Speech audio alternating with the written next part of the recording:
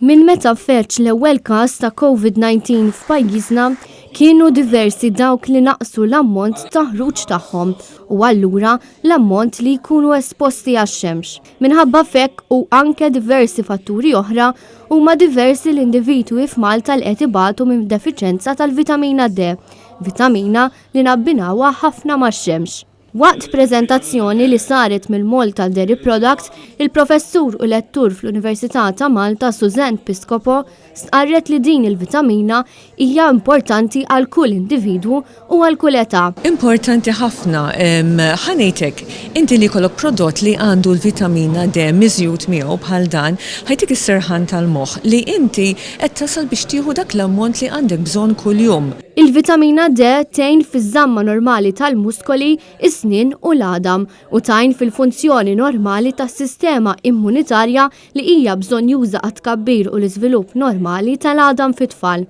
Għalhekk f'perjodi meta jkun hemm nuqqas tad-dawl tax-xemx, il-vitamina D trid tinkiseb minn nutrizzjoni u l-benna ser tkun qed tajn f'dan kollu bi prodott ġdid. Kif nafu bħalissa għaddej minn żmien diffiċli, mhux il-pajjiż tagħna l-dinja kollha.